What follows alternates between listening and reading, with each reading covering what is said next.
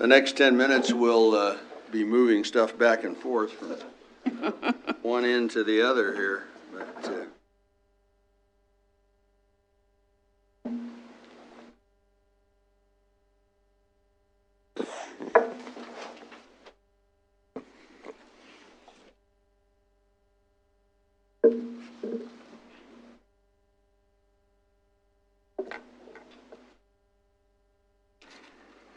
all right, I think the first item of business that we need to move forward with now is the selection of a vice chair for this year.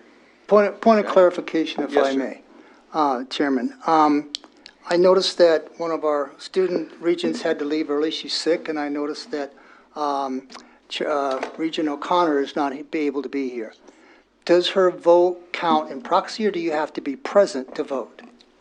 You need to be present to vote. It would require 4 votes to elect the vice chair, with 7 regents voting. The student regents expressed their opinion separately from that. Okay, that's unfortunate. She could not do it by Zoom or phone. No. We cannot. Okay, thank you. Could you clarify? I would accept nominations for the position of vice president. Vice chair. Or vice chair. Chair. Yeah, sorry. Chair, I have a nomination to place. I'd like to place Please. the name of Tim Clare up for vice chair. And Okay, Yeah. we have a nomination. Tim Clare, is there a second? Second. All right. Are there other nominations? Mr. Chair, Yes, sir. I would nominate Regent Schaefer.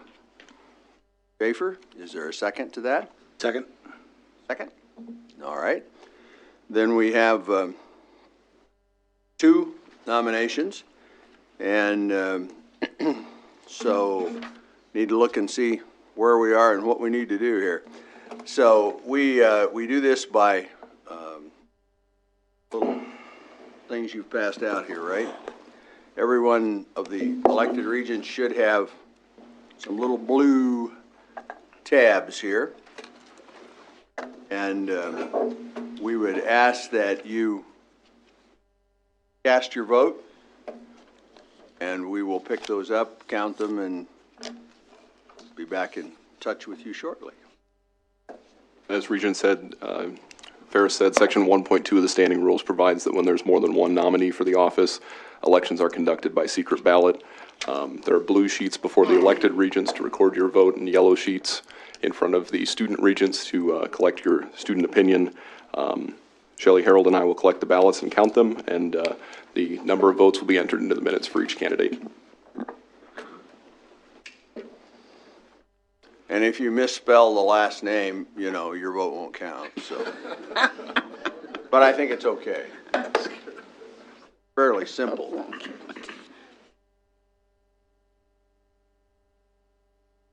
Yeah. Tim and Rob, that'd work easier.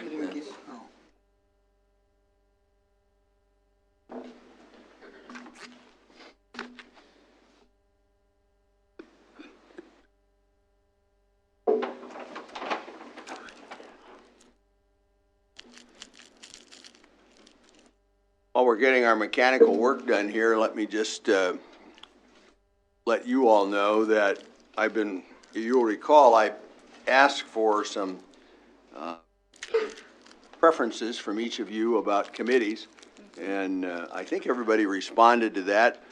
Some of you actually even put your name on the sheet that you gave me.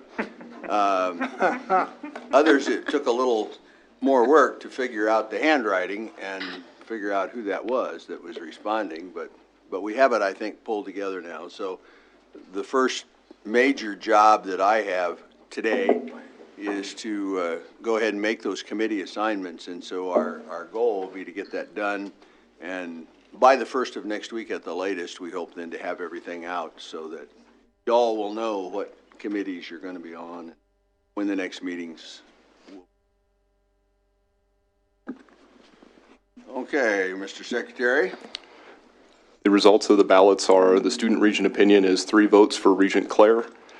The results of the elected regent's votes are 4 votes for Regent Clare, 3 votes for Regent Schaefer.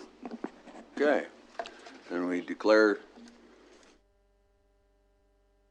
Claire as our vice chair for, congratulations, Kim.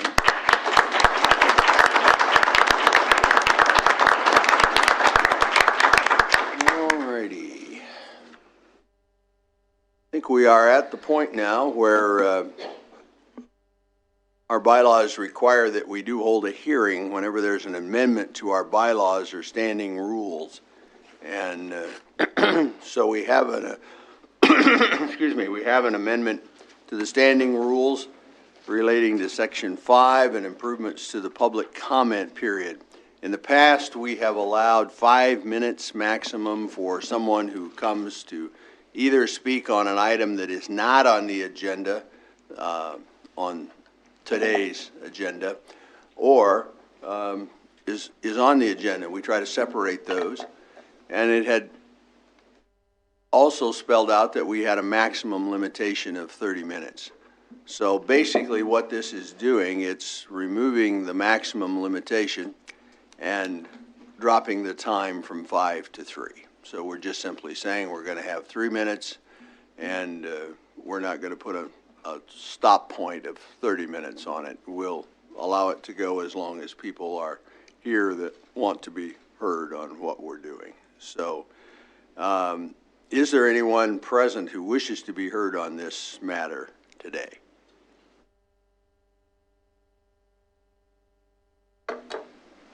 Not? So we would declare that the hearing is closed, and I will turn this over to President Carter now. We'll look at our agenda items going forward, and walk us through it if you would, please, sir. Thank you, Chairman Ferris, and congratulations to Vice Chair Claire. My remarks here this morning before we get into the agenda will be somewhat brief, but I just want to start off by saying how excited I am about the new year. We heard some tremendous report this morning by Trip Umbach Company, and if I could sum up our agenda for 2022, I think I would use 2 words. The first would be growth, and the second would be impact. You heard about our economic impact. It's just a tremendous success story for the University of Nebraska and what it does for the state of Nebraska. Paul Umbach did a great job of going through that. I'm kind of a numbers guy, so I like data. And the one piece of data that I will translate from going from a $1 in $7 return on investment impact 3 years ago to now $1 in $9 return on investment impact today, that's a 27.6% improvement. I think anybody that looks at their bank account and their 401 would be pretty happy with a 27.6% improvement, and that's where we are right now. But there are, as Regent Claire pointed out and others have pointed out this morning, there are some urgent challenges facing Nebraska, and it's clear to me that we've got to keep growing and keep moving with our impact. Workforce, arguably the top on our list of challenges. At our last Board of Regents meeting, we heard from Brian Sloan from the Chamber of Commerce, and he talked about the roughly 60,000, somewhere between 50,000 and 80,000 jobs that the state of Nebraska currently today can't fill. It's a generational challenge. And I would agree with Mr. Sloan that we cannot close that gap without the University of Nebraska. So that is probably one of our top priorities in how we're going to move forward.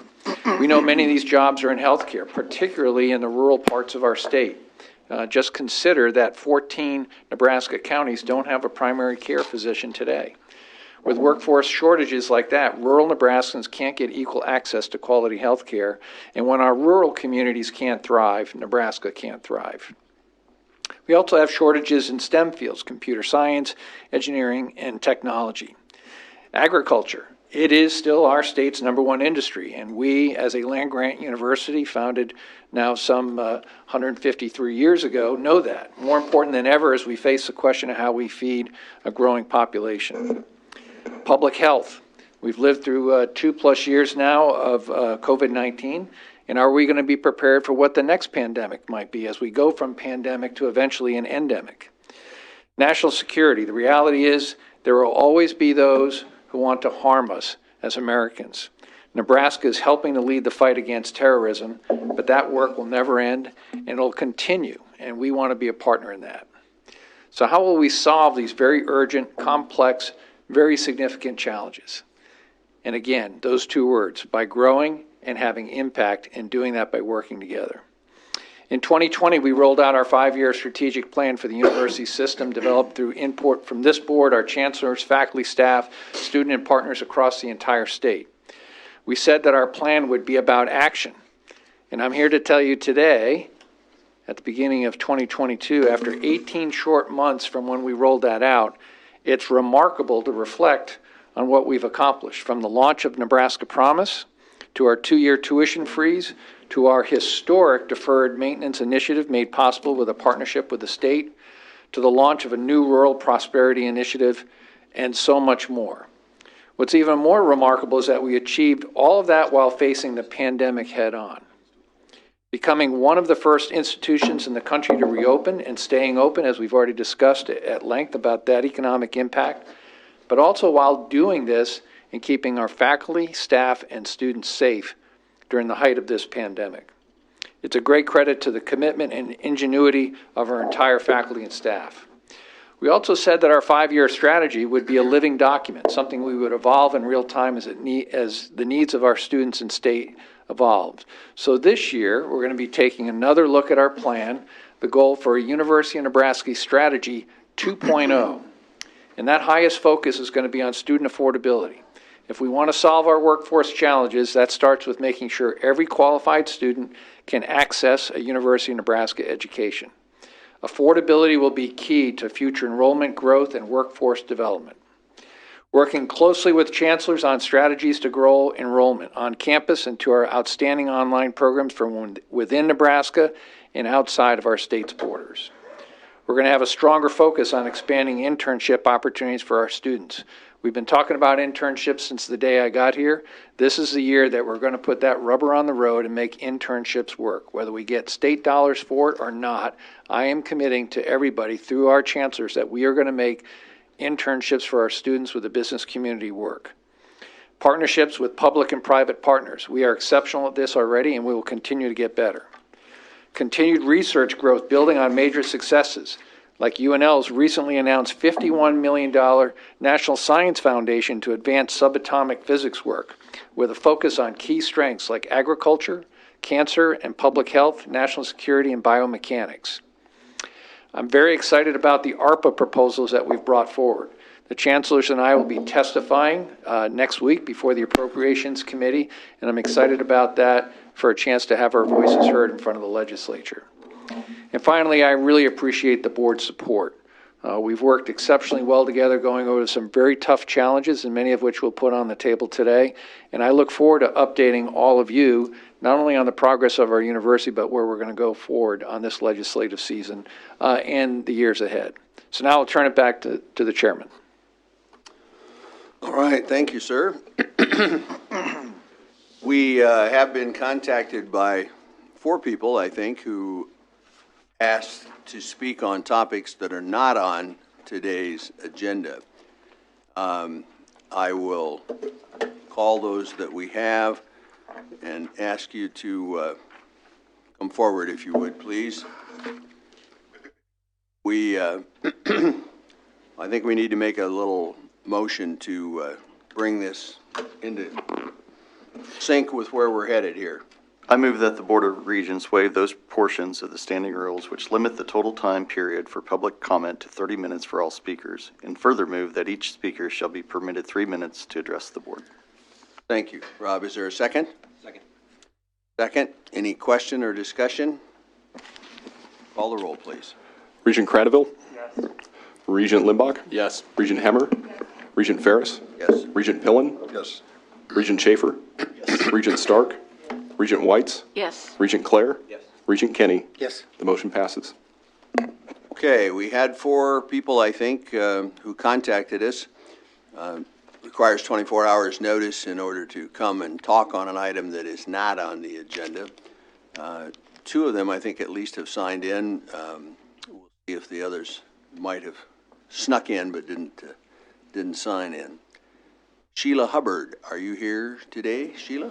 If you'd like to come forward and speak, your floor is yours. Thank you, Board of Regents and President Carter, for allowing this time of input. I was 3 hours late being able to speak at the last meeting, getting my name in, and so they put me right down, and I appreciate that.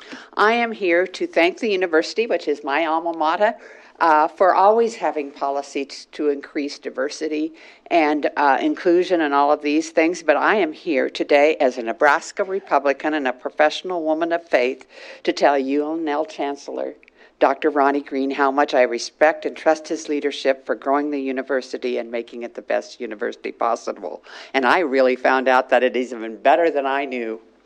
And I'm here to say I love the commitment to action policy. And I want it known that as a woman of faith and a Nebraska Republican, I needed to be here to tell you how much I support it.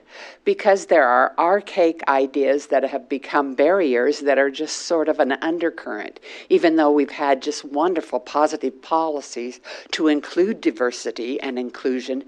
There have been these undercurrent ideas that clear back when I got my advanced degree in the late 70s from the university. I had to call home and say, Dad, I just don't understand. And my dad, a strong Republican, said, well, it's up to you to feel uncomfortable about these things happening, and that will make you have a passion to change things. And so I've always tried to step in and change things. 30 years later, I have 3 kids that attend the university and receive excellent education, but they're saying the same undercurrent things that they feel are unjust to people that come from underserved populations. And I think, my gosh, why haven't these been rooted out? And then, I had an adopted grandson through my camp work that in 2015 said he was coming from another state because of people that he had worked with from the University of Nebraska at camp for 10 years. And I was so excited because this is a hardworking young man. And he leaves after a year because he didn't feel he was given opportunities. Those undercurrent, archaic things caused him to leave here. And now he's a successful young professional in another state, and I think he might have been in Nebraska if we'd have had that commitment to action. When my sons heard about it, who are part of the brain drain that left too, they said, this makes Nebraska worth coming back for. So I thought, thank you for this commitment to action. And I am so excited as a Republican and as a Christian and a professional woman to support it. I must say I've had some fellow... 3 minutes. Thank you. Thank you. Go Big Red, and thank you, Ronnie Green.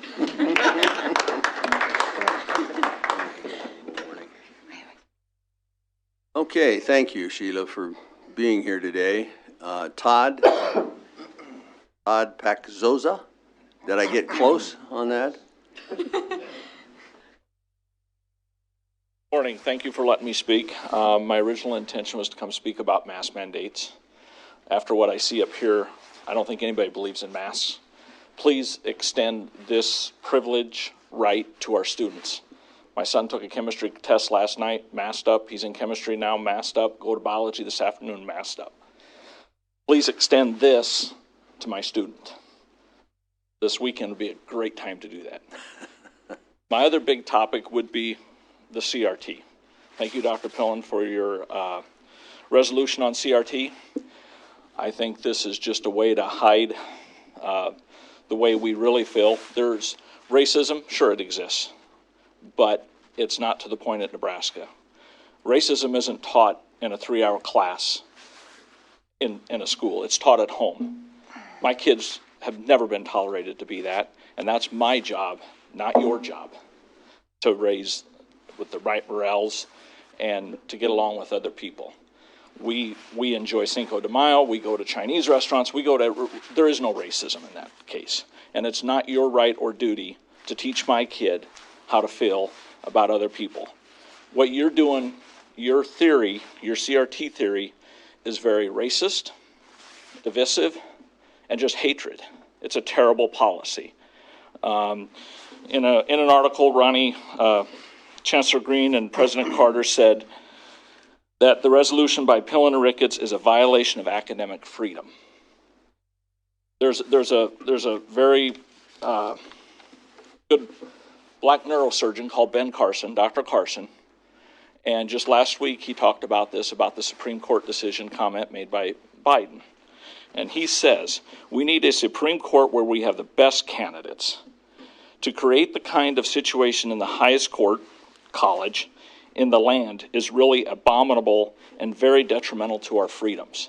That's Ben Carson, a well-renowned neurosurgeon. Abominable, what does it mean? Hatred, damnable, cursed, diabolical, disgusting, revolting. That's what he says about these kind of policies. He also says we should build on the good things and the progress that we've made rather than always harping what negatives are. So why don't we teach class about Ben Carson? Anybody ever watch the movie Helping Hands about Ben Carson, how he came from, his mother wouldn't let him live the feel sorry for me card. She made him get out and she made him go and get an education. 30 seconds. She says education, my dad always told me this, the one thing I'm going to give you is an education because nobody can take that from you. Nobody. And so, you know, maybe before you open up somebody else's closet, you ought to look in your own closet, go down through your academia and look at president, chancellor, vice chancellor, your deans. Diversity might be lacking in that area. So before you look in somebody else's closet, make sure your closet's clean. Thank you. Thank you for coming. We had two other people who contacted us who did not sign in today, but you might be here and just simply forgot to sign in as you came in. Alia Ganick happened to be present. Madison Zucco.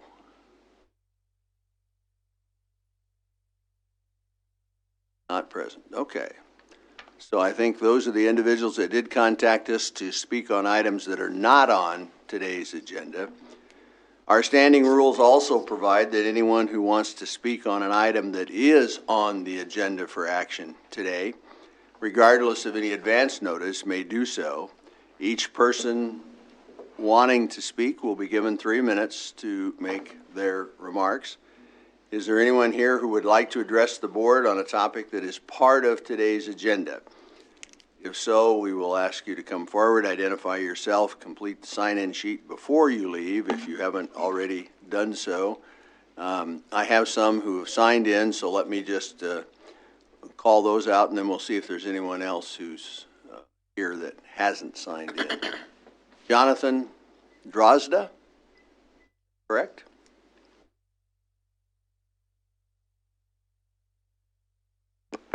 Hello, I am Jonathan Drozda, a senior from UNK studying both philosophy and psychology, majoring in both. And I am addressing the anticipation to remove the philosophy department. I handed out packets to you all. The top of the packet has a copy of the letter sent to you all from the American Philosophical Association. If you look at page 4 of the handout, you will find the results to a petition that myself and 9 others wrote last semester, which now has 179 signatures, all of which are present in front of you. I expect you are familiar with the existence of this petition, as I emailed many of its results to the Board of Regents this last semester. On page 4, a dual major in molecular biology and philosophy said, quote, so long as critical thinkers pass through UNK, there will be a need for philosophy. So long as people endowed with freedom of choice of even the slightest degree pass through UNK, there will be a need for philosophy. The department has the ability to ignite a lifelong love of wisdom. On page 11, dual major in comprehensive computer science and philosophy said, quote, philosophy teaches you how to examine your life and pursue what is truly good. This helps create better people, which in turn creates a better society. End quote. A student majoring in English said the following on page 5 of that packet. Quote, philosophy taught me more how to write.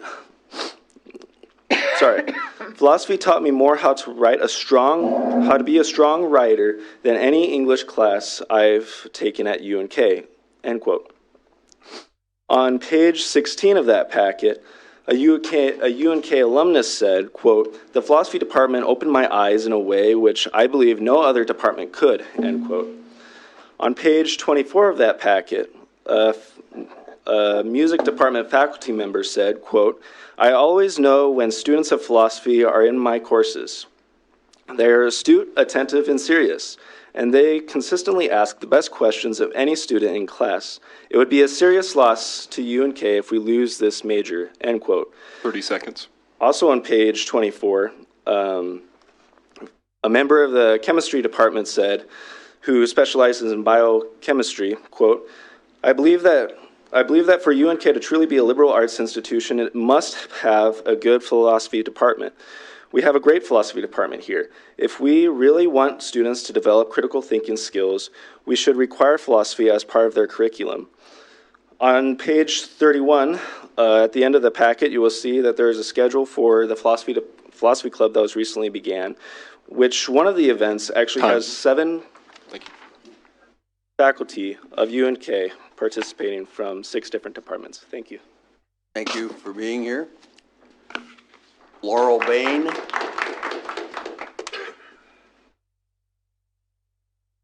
My name is Laurel Bain. I would like to give you a little bit of background about myself first before I start speaking about what I'd like to speak about. I am a Navy veteran. I was a legal clerk working for a Rear Admiral in San Diego. I am also a former construction technology instructor for a local community college, and I am currently a student of philosophy and psychology at UNK. I tell you this about myself because I have seen firsthand what our future holds. I have been in positions of authority, and I see that our students need critical thinking. Philosophy promotes critical thinking. Getting rid of the major would be detrimental to our society. This is our future workforce.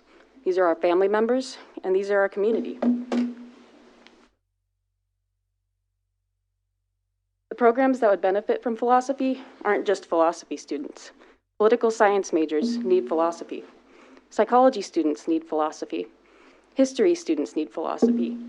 Law students need philosophy. It is my understanding that the program was given 3 years to increase their numbers before voting on whether the major would be discontinued or not. 2 of those years have been in a pandemic. Philosophy cannot be taught through Zoom. Philosophy needs to be face-to-face. So to ask the philosophy teachers to increase their numbers during a pandemic is not fair. To vote on the issue right now and ask and to... I'm emotional. To vote on this issue without giving instructors enough time to really increase their numbers it's just not fair to the program. If at the very least you could increase the time allowed to improve the numbers in the program, that would be greatly appreciated. If your goal is to grow and have impact on the community, you're going to need critical thinkers for that. I'd like to end with, it is way easier to spend money on the program than it is to save it. So please continue this philosophy program. Keep the major. You're going to help not only the school, but the community. Thank you. Thank you. Thomas Martin. Dr. Thomas Martin, Professor of Philosophy. Why do you care so much about wealth, reputation, and honor, so little about your soul? Socrates. The soul is the principle in man, the light of reason, which the Western world has harvested, that gives you moral truth, gives you virtues and vices. Welcome President Carter came to our university recently and spoke about the need for higher education, and a student asked him, what is your support of the humanities? He gave a wonderful answer. He's gone to the Naval Academy. We have 24 hours of humanities offered at the Naval Academy for the formation of their character so they can be captains only and not only of their souls, but of ships too. And at UNK, they've methodically eliminated humanities to one course now in which you could take children's literature, and that would be your only humanities. At one time, I taught 9 hours of upper division course writing intensive and 9 hours of humanities. I had 70 students. Today I have 18 methodically cut. Across the bay from Annapolis, there's Talbot County, where Frederick Douglass read Socrates the words I just spoke to you when he was a slave, and his mistress mistakenly taught him that he was reading, and the master found out and reminded her very quickly that he was chattel, and he was not allowed to read. And at that time, he envied the slaves because he realized, my God, how good he had it, because now his intellect had shown him what he was. And when he said that right back then, he said, at that moment after reading Socrates, the silver trumpet of freedom had aroused my soul to eternal wakefulness. We're here for the souls of our students. If you want to develop the intellects of Nebraskans, you have got to show them that philosophy is something. When Socrates approached death, he said death is one or two things. It is a dead, dark hole, or a light that walks through into the darkness. Your soul moves on. You have to give a student an education with hope where they learn how to walk through the darkness of death to give them the moral truth to which they go. Martin Luther King, if you do not know what you're willing to die for, you do not have a life worth living. To give a death sentence to Socrates, this is not the first time it's happened. If you close the souls of these students and don't show them that within them, our first generation of students, Frederick Douglass was the first generation of student. My father, Mike Yanni, Pete Peterson, one of my father's friends, were first generation Nebraska, and they read literature, they read history, and they read philosophy. We have methodically eliminated these courses from our students to make it accessible for a new generation. We don't think they're able to read and write, and that is what we're giving them right now at Nebraska, and we've methodically eliminated philosophy, literature, and anything serious in their academic for a workforce. Man does not live to make a living. He wants a life that's worth living. And if you take that away from them, they'll have no gusto, and the workers you get will not know the virtues and vices that give you the power to be the captain of your own soul and the navigator of your own life, because that is what an education is for. It is for life, liberty, and inalienable rights to see that you have the pursuit of happiness and teach you how to walk through death. And if you don't have a philosophy where you can walk through death, you do not have a life worth living. Thank you for your patience and your kindness.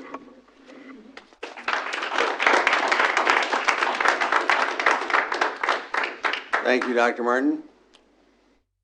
Luke Hamilton.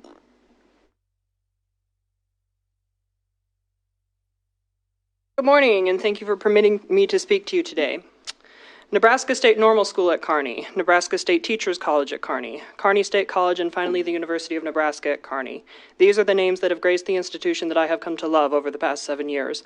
First as a biology major, then as a graduate student in the biology department, and now as a staff member, a research technician in the biology department. Over the years, UNK has become far more than a college to me. The faculty and staff there are more like my second family. The future of UNK is therefore of great importance to me, and today I am concerned for that future. Specifically, I fear that one day soon a new name will have to be given to UNK, CNTC, Central Nebraska Technical College. Now, there is nothing wrong with technical colleges per se. There are many who receive technical degrees and serve their communities quite well. My point today is that there is a substantial difference between a technical college and a university. I have had the privilege to attend many commencement ceremonies at UNK, and several times I have heard Chancellor Christensen tell the graduates, "You have not been trained, you have been educated." Now, what does he mean by educated? I think that there are at least two things that he means. One, that the students have been taught to critically evaluate their own thought processes and beliefs so that they can improve their own thinking over time. And two, that the students have been taught perspectives from a broad range of disciplines so that when they encounter a problem, they can approach it with a broad range of tools. Now, if these are indeed the core principles of a university education, then it is insane to get rid of philosophy as a major, because the study of philosophy is the highest expression of these principles. After all, who better to teach critical thinking than philosophers who have studied the greatest works the works of the greatest minds in history? And who better to give students a broad view of the arts and sciences than philosophers who have studied the principles of aesthetics and logic which underlie all the arts and sciences? Indeed, the study of philosophy lies at the very heart of what it means to be educated, and this fact is so obvious that I am dumbfounded that we are even here having this discussion today. I am a multiple generation Nebraskan who loves our state very much, but I must say that today, for the first time, I am embarrassed to be a Nebraskan, because I am embarrassed that this is even a topic of discussion at a Board of Regents meeting. I will leave you with a quote from Sir Francis Bacon, the English philosopher who is largely responsible for developing the scientific method as we practice it today. He said that half of science is putting forth the right questions. And I ask you this, if students do not have a firm foundation in philosophy and the other humanities to guide them to the right questions, then what is the point in teaching them science? What is the point of generating an entire workforce of people with technical skills if there are no leaders to direct that workforce? And in light of these questions, I ask that you take a stand today for the quality of education in our state by retaining philosophy as a major at UNK. Thank you. Thank you. Elijah Frazier.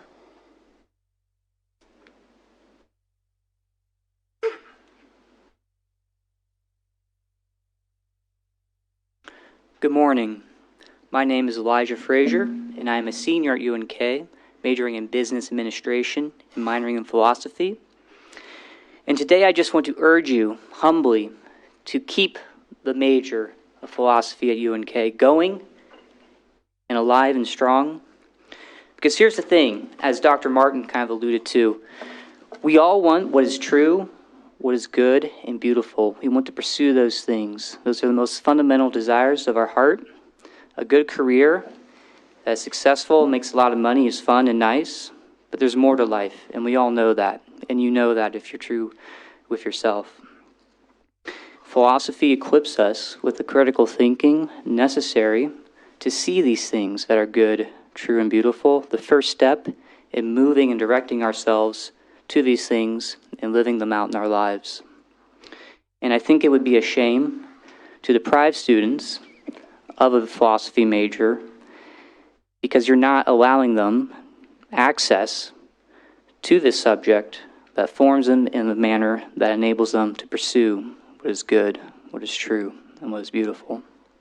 So I ask you today to please strongly consider maintaining the major at UNK in the philosophy department. Thank you. Thank you for being here. Gene Fent. If I were teaching business ethics, which I don't for a reason which I will remind you of in a moment, what I would say what's going on here is a case study in moral hazard. As you know, a situation of moral hazard is created when an association or agreement is arranged in such a way that all or the most substantial part of the risk entailed falls only on one party. This opens the path for other parties to take advantage of those who bear the risk. The decision procedure by which the Regents, the Coordinating Commission, and the administration of the University of Nebraska operate, one based on credit hour production and graduation rates, creates just such a situation of moral hazard, and the risk, all of it, falls on the students. The faculty know that the decisions from continuing programs to portioning campus funding are made exactly on the basis of those graduation rates, etc. More poetically and more bluntly, meat in seats. Since this is the basis of administrative decision-making, the faculty are systemically encouraged to make all their efforts bend towards the administrative measurement. This sets up a race to the academic bottom. For what is necessary under these administrative conditions are the following things: the invention of majors and minors, which are relatively easy, designing such programs in such a way that the students are discouraged from leaving the comfortable enclosure of their chosen college or major where they might be poached by another college or department, which also needs meat.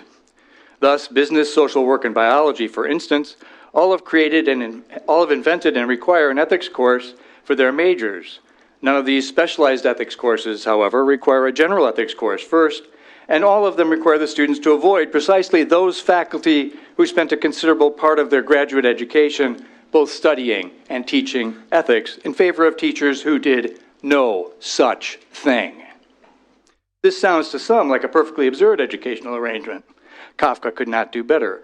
But you see, I trust, that it makes perfect sense under the condition of administrative decision-making and measurement. UNK has succeeded admirably at meeting all the demands of the administrative weather by cutting the general studies program in the way that it has. At least some of the faculty realize that the way the system is operating is absurd. Recently, I received an email from one such faculty member. Curiously, she is in one of those departments that have invented their own ethics course. She wrote, and I quote, "I'm sorry I failed to answer a couple of your questions. Yes, I think the current GS program is truly awful. I also dislike dual credit and seeing students enter UNK with most of their GS program completed, yet not be able to write a coherent paragraph. Here was my answer. I thought we agreed on several matters of importance. I'm glad to find out it's true. Your department has the power to change its own requirements. So does every other department. But ordering things correctly might be costly. It makes things more difficult. There are easy ways to get through college. Students will leave the program. Administrators will cut funding. You may perhaps think, pick where you want your life to be spent and what kinds of child abuse you're willing to participate in. Time.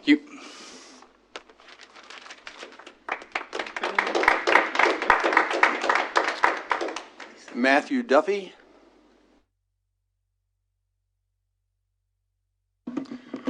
The 4 years I spent at UNK studying philosophy were the most formative and life-defining period of formal education I have ever received.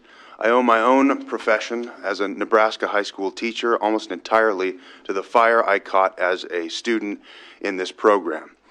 I'm here because an institution that has done me incalculable good is being threatened with destruction. Smother the philosophy department at UNK, and you smother an institution that has brought and continues to bring purpose, direction, and illumination to people's lives. The work being carried on in this department is rare and it's precious. I want to list 5 reasons why I think it's absolutely vital that the philosophy department at UNK be preserved and protected. Primary texts. UNK's philosophy department is among the handful of programs left in the United States where the curriculum consists entirely of primary texts. You're not told what to think about Aristotle, Locke, or Nietzsche. You're asked to read slowly and carefully the original compositions of these thinkers. Dialectical Classroom. Every philosophy class at UNK is characterized by rigorous, living dialectic.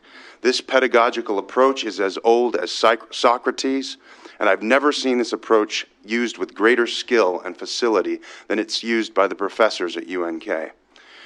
Exceptional argumentative rigor. More than any other class I took at UNK, UNK philosophy taught me to provide and to expect from others a sound, rational basis for claims and assertions. In other words, they taught me how to think, to begin to distinguish clear reasoning from muddled thought and sophistry. In our current age of rampant misinformation and distraction, there's no skill more vital. Excellence of instruction. After graduating UNK, I got a master's degree in English from the University of Dallas, a well-respected liberal arts college in Texas. No professor I have had before or since has exceeded my professors at UNK in quality of instruction. Some of the best professors in the nation, I'm convinced, reside in the little town of Kearney, Nebraska, teach in the humble department at UNK.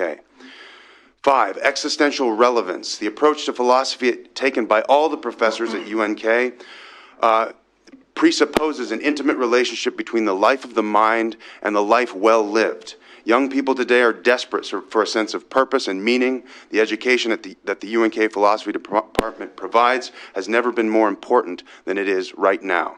Seconds. I challenge any department in the entire university system to show forth a body of alumni whose minds, hearts, and lives have been more dramatically changed for the better than that of this department. UNK philosophy is a guiding light in the midst of a time of great confusion and distraction.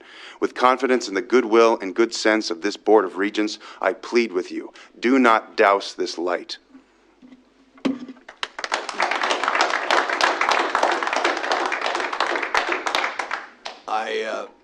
I have one other person who has asked to speak on another agenda item, but it's not related to what we've just covered, and I think this might be a good time for us to just stop for a minute, pose a question to Chancellor Gold and Chancellor Christensen, just to get some clarification here from your perspective. So, does that comport with our rules, though? I didn't think we were allowed to make comment or ask questions in public discussion like that. Okay, we'll wait and do that at the agenda item then. Thank you. We had then a request by Chris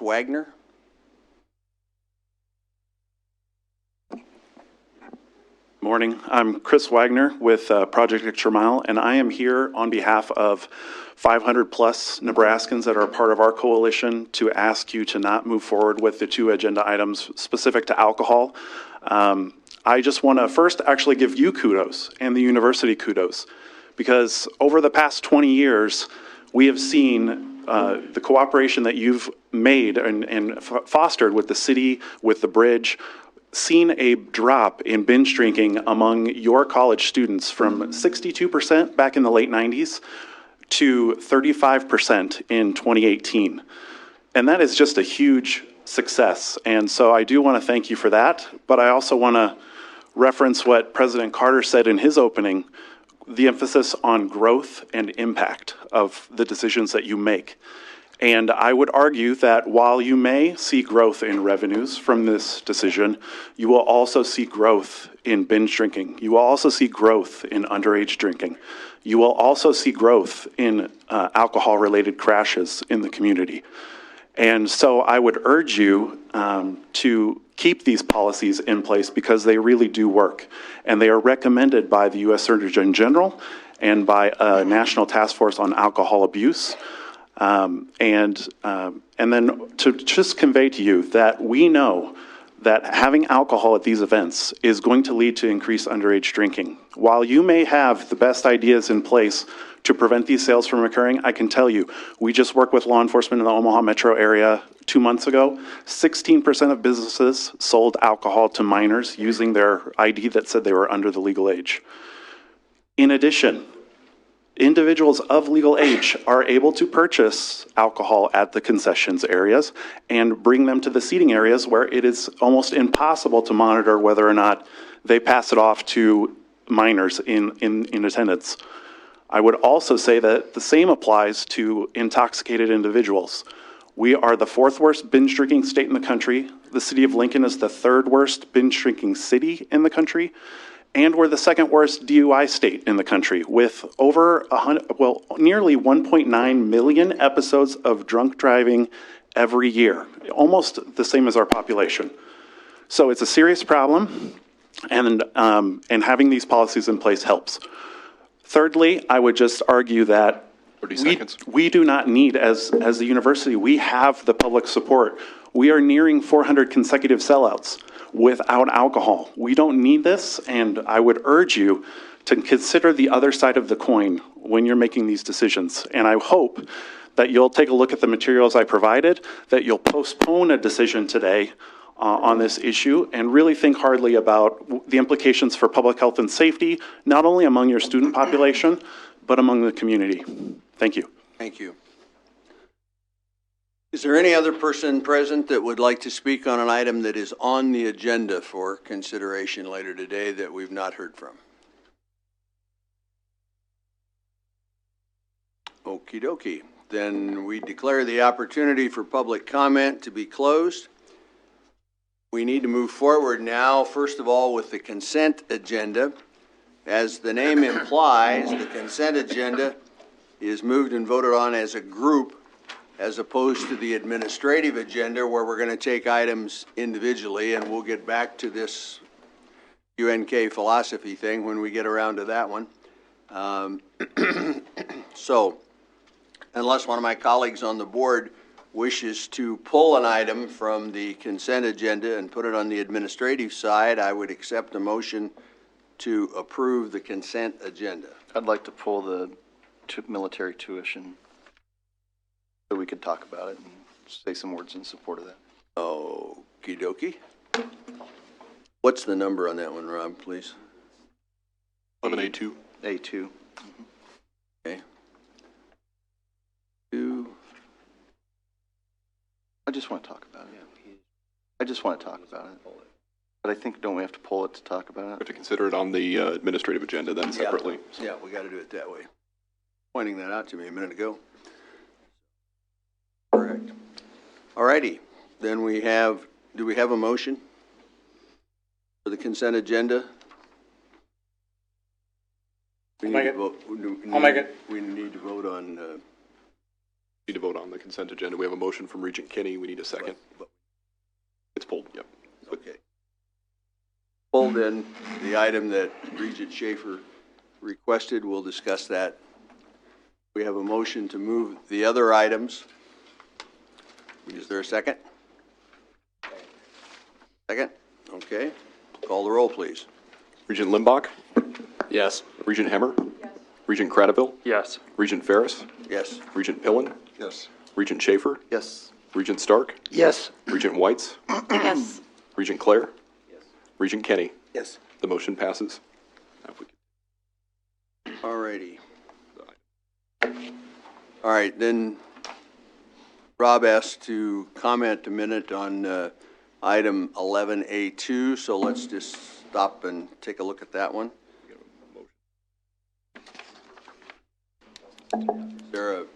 Is there a motion to approve that item, and then we can move forward and discuss it?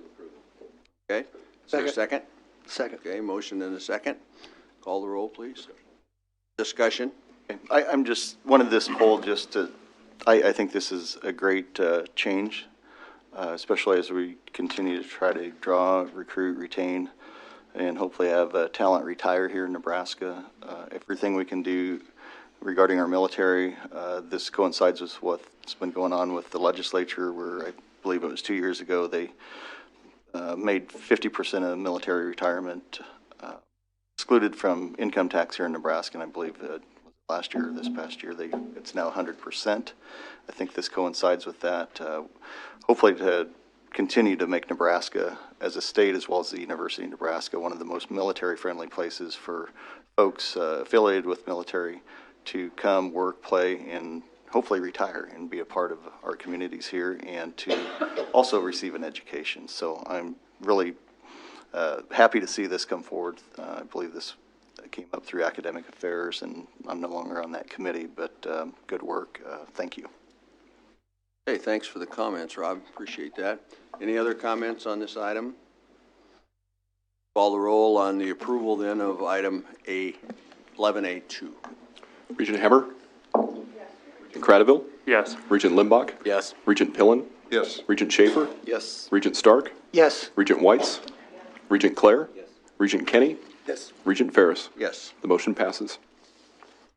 All righty. I think it's about time for me just to dump this over onto your lap, President Carter.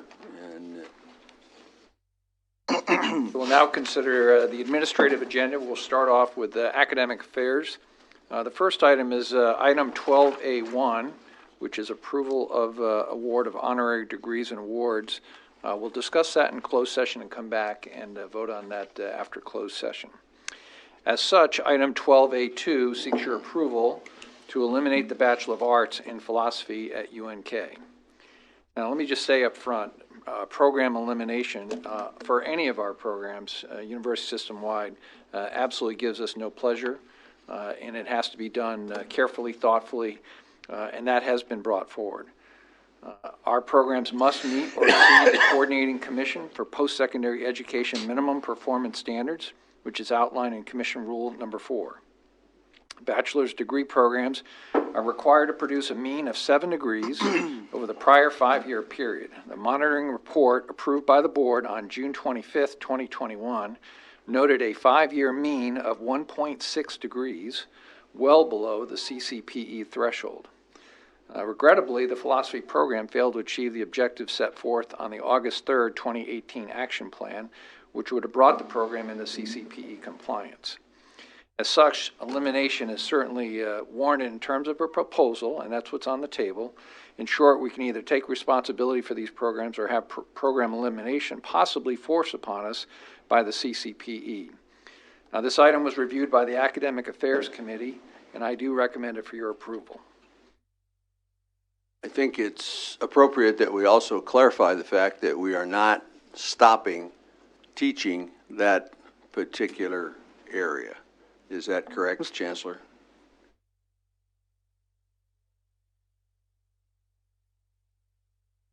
To continue and complete their degree with that major. Philosophy classes, although it will not be a separate major, will continue to be offered. That's correct. Okay.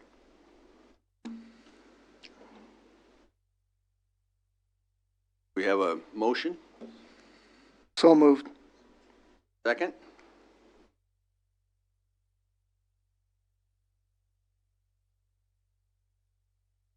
We have a little bit more time for discussion. If Just after a motion and a second, that would be for discussion. Okay. We have a motion and a second. Is there further discussion then on this item? I have a question for the professor. Sure.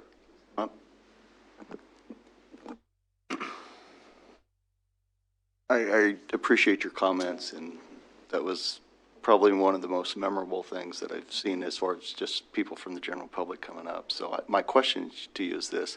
Does your department teach our students how to critically think for themselves, or are they teaching them how and what to think? We teach Nietzsche, we teach Heidegger, we teach what looks like nihilism, and you argue from the devil's perspective, and we teach Augustine, Aquinas. They've read the Summa Theologica, they've read Hitler Mein Kampf, and they can argue for themselves. More importantly, to remember, we've been removed completely from the general studies. We're one of 38 different classes they can choose from.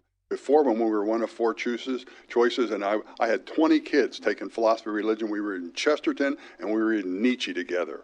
We read all of Everlasting Man and Beyond Good and Evil. And these Nebraskan kids, you would not believe the intellects that walk out of these places. But unless you give them those books to read, you'll never awaken their intellects, and you're throwing them under the bus. And it's on your watch. This is not about just getting majors. We're not even required in the general studies. They don't even take us. And the kids that take us, you'll see them, they'll come alive to their intellects. My dad started at Kearney Catholic. He took Latin. He came out of Battle Creek, Nebraska, a dirt farm. My grandmother taught at Meadow Grove in 1906. I'm the 4th generation of Nebraskans. And to do with these kids, you don't realize the intellect you can unleash. And when you give them namby-pamby courses, you're going to get namby-pamby workers. They won't have perseverance, discipline. They'll have no control of their own souls. And they take in Zoom classes they can barely read and write. I sit in rooms with loads of kids who can't read and write, and I've been doing this for 78 semesters. Every semester I teach 2 intros. I am 4 times older than they are now, and when I started when I was a kid, some of the girls used to fall in love with me, but those days are long gone. But I'm who's teaching your kids, and I will not do it on Zoom. I'm going to sit there writing their talk, and we're going to argue like they did at the Naval Academy, because they gave them 24 hours. They had to read the literature adventures of sailing. You got to read Moby Dick if you were a sailor. My God, you got a pair. Nebraska's got a damn Navy. If we played football and we said Navy 24, UNK takes 3 hours of humanities. If we saw that in football, we'd fire the coach. Academically irresponsible is what's going on here. They don't take the course because they're not required and not even offered. You let them take business ethics. We replaced all of the ethics I was teaching, and this is very important. I was teaching Aristotle to these kids and reading Solzhenitsyn's 540-page cancer ward with kids in Nebraska who never read a book in their life till they've been in my class. I gave my life to this, and you're going to teach them the thing, if you don't have a life worth living, Socrates says, philosophy is the art of dying. Because when you take your talents out of Nebraska, when you take your intellects in state, you're going to die to yourself. Because the whole art of taking your intellect is to serve the good of the others. You never serve yourself. You cannot be self-serving. And if you put me in front of a class with 100 students and you put up anything they got, and I'll play football with you. I'm an old basketball player. I'll play one-on-one with you, and I'll give them books. No textbook education, no Scantron exams. You're going to read and write for your life's sakes because God gave you a mind to use. And you have unalienable rights. And unless you realize those rights, you're not going to be happy. It's a pursuit of happiness because your whole life, if you do not pursue virtue, you will not be happy and your towns will all die. That's what I teach in class. And I've woken up these kids. My dad went here in the middle of the Depression, got out, found his first job on a railroad. Amazing thing. 500 students. They had a Latin club with 50 kids in it in Nebraska. It's amazing. Go back and look in the yearbooks. What we're offering these kids drivel nowadays. They don't read and write for their lives. And I'm serious. Come and sit in my classroom and watch what I do, and then go watch what it looks like on a Zoom lecture class with a bunch of kids falling asleep. And you wonder where your workforce went? Look in a Zoom classroom sometime. You couldn't have killed these kids easier than gave them Zoom and put them on those classes with Scantron exams. The next generation, you're bringing up Hispanic kids. Yo puedo hablar español because my father graduated from here, went to work with the American Embassy and could learn Spanish like that. I remember Pete Peterson was in our house once in Lima, Peru when I was a little boy. Nebraska boys. That's what you got to give kids in an educational system. You got to give them fire because you want them to direct their own lives and be in charge of themselves because they're Nebraska and Nebraska deserves better than what we're giving them now. We're building a very beautiful STEM case. You got a STEM, you got a brain stem with no soul to it. It's the content of your character that wins the day, and that's not something you can build, because the university is in the mind of a student, and that mind is a terrible thing to waste. Martin Luther King. And we're not developing the souls.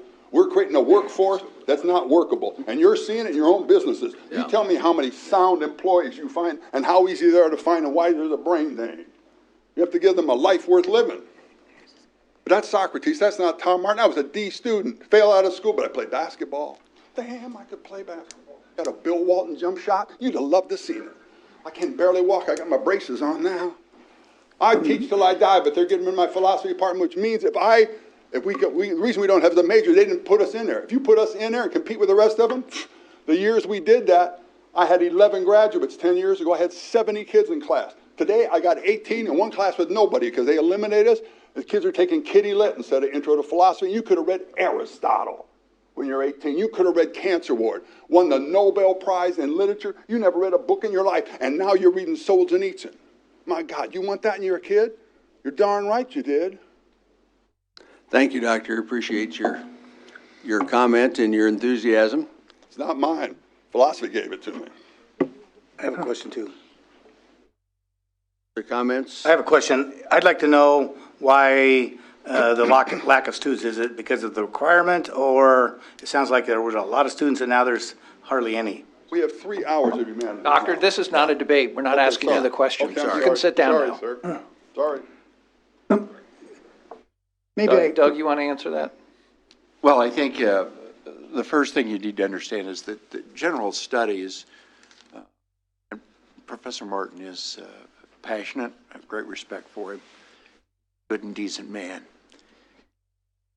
General studies is the province of the faculty. They determine what goes into the general studies program. Yes, there has been a reduction in the number of hours that totally a UNK student would need to take for general studies. That puts it in line with the other campuses. It also assists in getting the 4-year graduation rates. It helps in terms of transfer students, so they don't have all that time going back. Ideally, we'd have 150 hours required for graduation, so we could take all these other classes. But you as a board know that you've had to make some tough decisions about how do you balance the number of hours versus the cost versus the debt and putting those students out. I think that it's wrong to believe that philosophy is not effective. It is. It's a discipline that's good. But you also have to look at, I think, the philosophic, if you will, approach here. You as a board have a decision to make. Either you have control over programs or you turn it over to the coordinating commission. In my experience, that is not a good thing to do. The board needs to be in charge of what our programs are and not abdicate that to the other constitutional office. So it is Regent Kenney, the providence of the faculty in terms of what gets included in general studies. And yes, we've made some difficult choices to reduce the total number. The faculty make the decisions about what goes into that factor of their choices. Thank you, Doug. Appreciate that. Other questions from my colleagues? I was going to comment. I appreciate your passion. I was a philosophy major. As I mentioned to some of my colleagues before, it had a profound impact on my life. And I'd like to think on my patients. And I did study Socrates, Plato, Aristotle, in the original Greek, and the original Latin, and in the primary texts. I took all the classes. But we also have a system. We have to follow that system. And if the students aren't there, they're not there. And as much as we care, we have to make these decisions across the board. And we have spent a lot of time in faculty, and we have to follow, in my opinion, the system that we have in place. Thank you for your service, though. I think as someone who's an employer, it's important that we have people, when they come into jobs, that can critically think and problem solve. far as whether they can go through all the calculus and some of those things that maybe don't apply, in as much in the real world. The critical thinking skills and problem solving skills, I think, are very important. And I think that's what's missing in some of our employees across the country. And I think it's important that our students be able to be exposed to that. And because of that, I want my kids to be able to critically think for themselves and come to their own conclusions and solve their problems. And because of that, I'm going to vote against this proposal to eliminate the department at UNK. Blair? Well, being on academic affairs and listening to the presentations today, I would like to offer a friendly amendment to what was just recently moved, and I would like to have us go back and send this back to not only academic affairs but have a discussion about it, study it a little bit further. My concern is that if I look at my packet says beginning in 1995, there's been issues with the CCPE, there's been issues with getting it looks like a lot of enthusiasm, with all due respect to the 70 students you said you had. There's been issues with trying to get student involvement. All that being said, my friendly amendment to the motion would be, let's take one more look at this and study it one more time, and then bring it back to the board at a later date. If I understand your amendment, you'd ask us to delay the action on the item until the next regular board meeting and refer it back to academic affairs, or comment back to the board. Someone who would second that friendly amendment? Second. Okay. So what we're talking about now is whether we're going to act on the item today or we're going to delay the action, just so we're clear on what you're voting on. So now there's an opportunity to discuss the amendment, which was to delay the action. So if you have a comment relating to delay the action, we can talk about that. If you have another comment, we're not going to talk about it. Okay? Yes, sir. So you're wanting to make the amendment. I guess I had a question in regard to Academic Affairs Committee and their recommendation. I'm assuming that Academic Affairs was unanimous in advancing this. So could I get filled in by Academic Affairs on? That is correct. So Academic Affairs worked and vetted through this. Every committee has their work to work hard. Academic Affairs has vetted and unanimously approved the recommendation here. To bring it forward. To bring it forward. And to bring it forward unanimously, which am I assuming that everybody was, without recommendation from Academic Affairs, was to support eliminating it at UNK? That's correct. And we're eliminating the bachelor's degree. We're not eliminating the Department of Philosophy. Or a minor, or the classes, or faculty. It's simply the major. We're saying you can't get a bachelor degree in philosophy. Thank you. Classes would be our understanding and recommendation from Academic Affairs that the classes would continue to be there and available. Right now we have a motion and a second on the floor to amend this item to send it back to Academic Affairs Committee. We need to dispense of that. That's right. Okay. So this would just be to amend it to send it back to Academic Affairs, not what would occur with item 12A2. This is purely on Regent Claire's amendment to change the action to send this back for further review to Academic Affairs. Right. So let's call the roll on that amendment. If you're voting yes, you're voting to send it back to Academic Affairs and not take any further action today. If you're voting no, then we'll come back to the original motion, which is to take action today. Call the roll, please. Regent Limbach? Yes. Regent Hemmer? No. Regent Cradaville? Yes. Regent Whites? No. Regent Claire? Yes. Regent Kenny? Yes. Regent Ferris? No. Regent Pillen? No. Regent Schaefer? Yes. Regent Stark? No. The motion fails.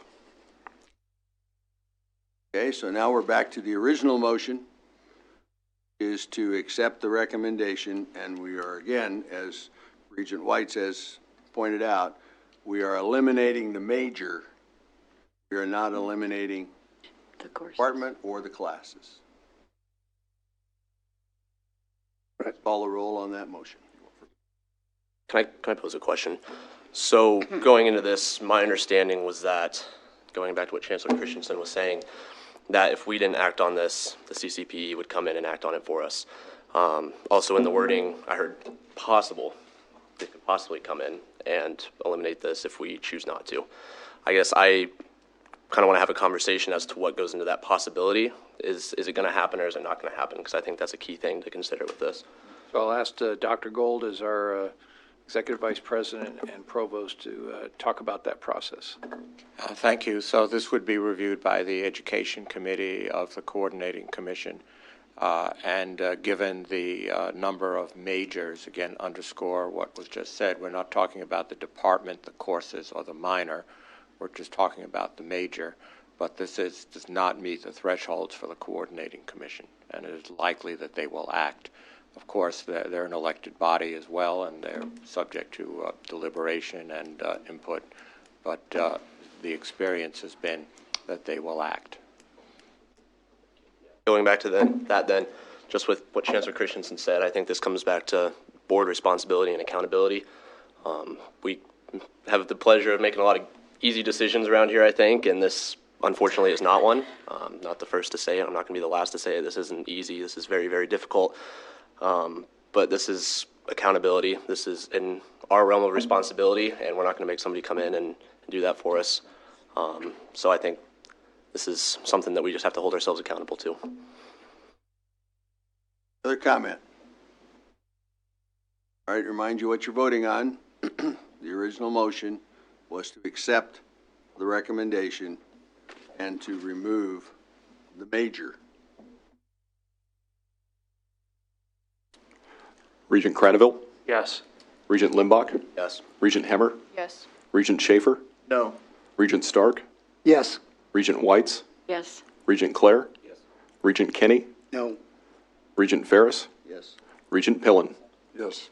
The motion passes. All righty then. We're moving on to Business and Finance. This is item 12B1, seeks your approval to amend Regents Policy 6.4.1 regarding the dispensing of alcohol beverages on university property. So I know there's been quite a bit of interest in this particular topic, so I'd like to say a few words about what this proposed change would and would not do. We are bringing this change to you only after a great deal of thoughtful discussion, certainly predating my time here among the board, the administration, and our chancellors. I think this makes a lot of sense and is a practical first step if we ever decide to go down the path of allowing alcohol at additional university athletic events. This proposed change is about consistency across our campuses. We have followed a piecemeal approach for many years that has become inefficient. Frankly, our 20-plus year policy prohibiting alcohol at university athletic events is essentially irrelevant. As fans at Baxter Arena can tell you, it makes much more sense for us to all be following the same policy. This policy, if you approve, would allow the president and the respective chancellor to allow alcohol at athletic events if we feel it is the right direction for the University of Nebraska. It would also allow us to authorize alcohol advertising and sponsorships on university property. Opening our events to alcohol would be a decision we would make only after considering all parts of the equation. Is there a business case there? Are there right safety protocols and infrastructure in place? Is it in the best interest of our fans? Is it in the best interest of the University of Nebraska? I want to tell you, we're not going to rush any decisions. Many of the questions that have come to me, and I'm sure to Chancellor Green and others, as well as whether we might see alcohol at Memorial Stadium. We don't have an answer for you at this time. What I can tell you, it will not be this fall. And what I will tell you, as long as I am the president of the university system, if you vote to give this authority to me and to the chancellors, We will never bring alcohol to an athletic event without first bringing it before this body.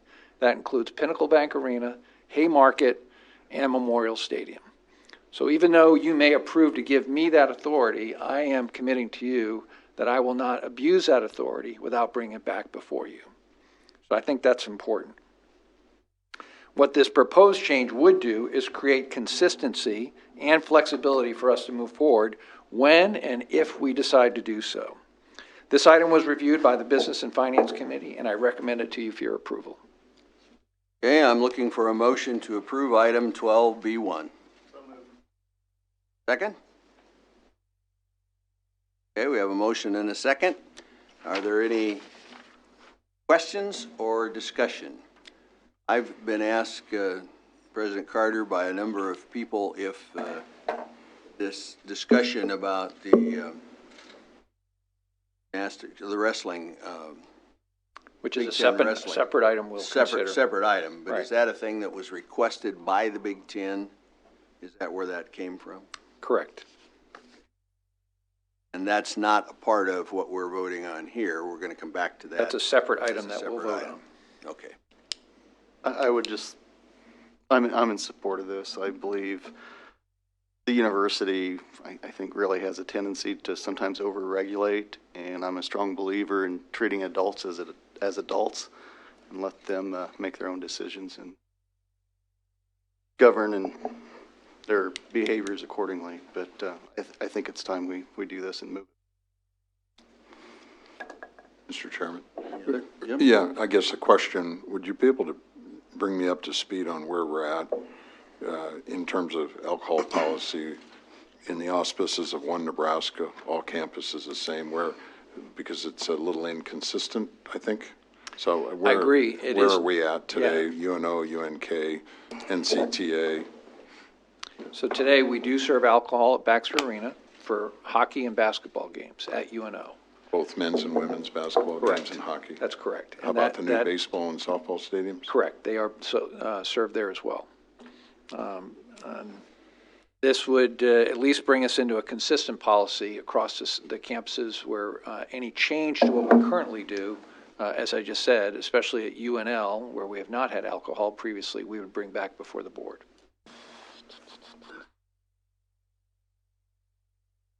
There is alcohol sold in some spots on Innovation Campus, correct?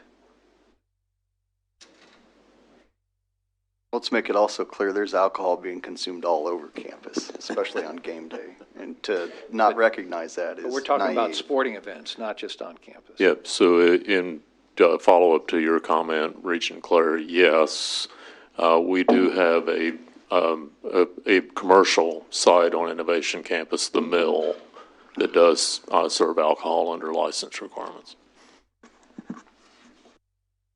Councilor Christensen?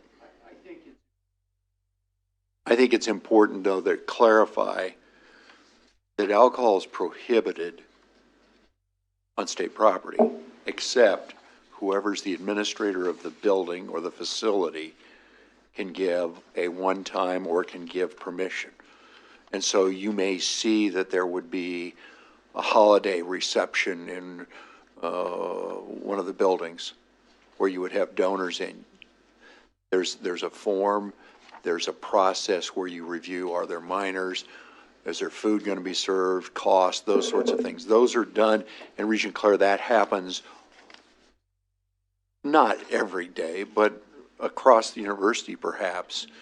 That's a common event, but it is limited to a request per facility. This is talking about athletic events in general. I agree. My point in making that is that I think I'm going to vote in favor of this from the standpoint that I like to keep control of how this is sold, what our policies are, how our negotiations with our partners go, because there's a lot of things that we've got to work out there. There's a lot of issues. I'd love to see some of the proceeds be used to help curb binge drinking. So I think there's a lot of things, a lot of questions that are not answered, but to the extent this gives us the opportunity to control it, that's what I'm in favor of. Batul's not here, but Batul wanted me to make a comment about how with this policy, student safety would be a priority. Instead of drinking before you go to the game and then driving over, this policy could potentially allow for students to drink at events where they are, monitored by people that would be selling the alcohol, and that, student safety is, certainly important, and that when we have policies that allow for sales possibly at games, that student safety would be a priority with that. Other comments? Mr. Chairman, yeah, I think one comment that I think is really important is the need to develop consistency. Number one, and number two, President Carter, I appreciate your comments because ultimately, if you said this is my call and my call only, if we're voting on that, I'm voting against because if there's a decision for alcohol in Baxter Arena or wherever it's going to be, that should be the pleasure of the elected body, and if the people don't agree with that, they can make changes. So I think that's a really, really important issue.